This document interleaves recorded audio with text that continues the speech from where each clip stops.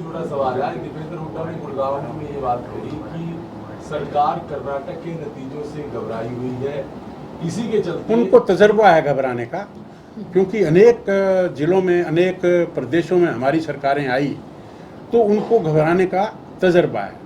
हमारी party cadre based party है, थोड़ी हार जीत होती रहती है, इससे मैं समझता हूँ कोई फर्क नहीं पड़ता। हमारी तो 2 सीटें थी ना, अगर हम इससे घबरा जाते तो 2 से 303 तक कैसे पहुँचते, और इससे पहले 3 स्टेट जीते।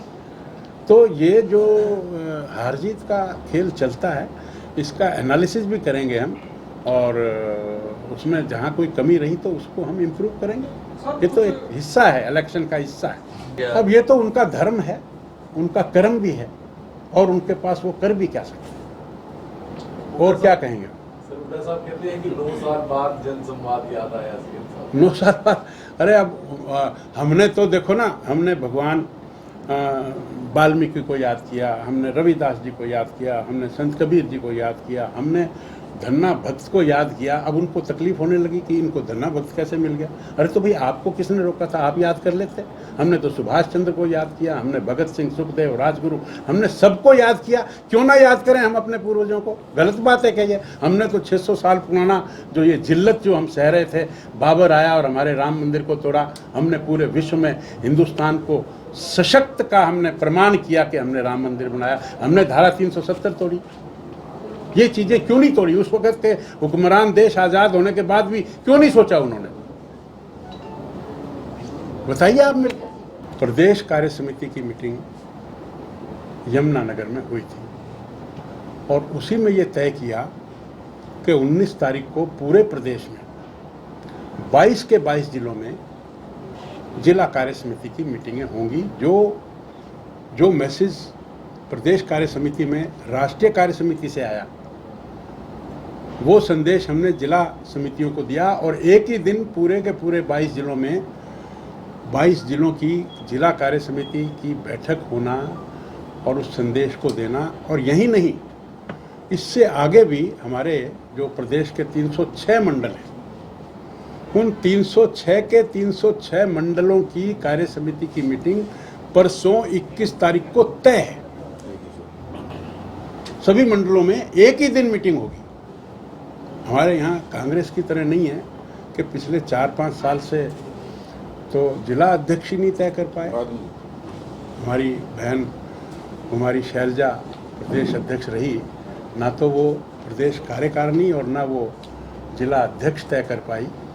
तो इस मीटिंग में मैं आया था, अभी ये मीटिंग लेकर आया हूँ। और यहाँ कुछ ही दिन पहले हमारे प्रदेश के यशस्वी और लोकप्रिय मुख्यमंत्री, उनका एक कार्यक्रम है जनसंवाद, वो 4-5 जिलों में तो जा भी चुके, अभी वो नियर फ्यूचर में 2-3 दिन के बाद ही महेंद्रगढ़ भी जाने वाले हैं। तो वो आकर लोगों से गांव में सीधा संवाद करते हैं, सीधी बात करते हैं, और सीधी जो उनकी शिकायतें हैं उनको सुनते हैं।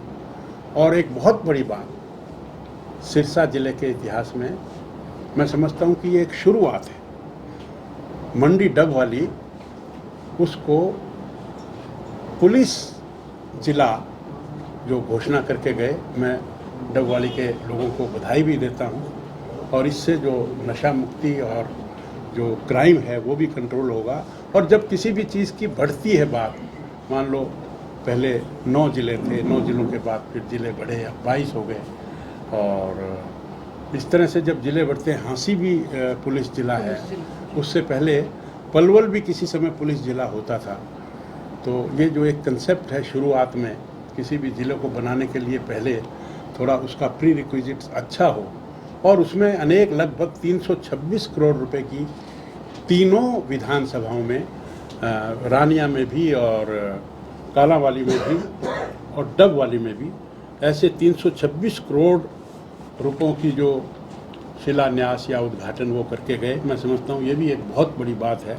अलग अलग भी अगर विधानसभा को लें हम, तो कालांवाली में उन्होंने लगभग 47 करोड़ 61 लाख थे, और डब वाली में 159 करोड़ 4 लाख, और रानिया में 119 करोड़ 44 लाख, ऐसे टोटल मिलाकर 326 लाख की उन्होंने घोषणाएं की। और इन्होंने 22 करोड़ का तो डबवाली में एक मॉडर्न स्कूल की स्थापना की बात की।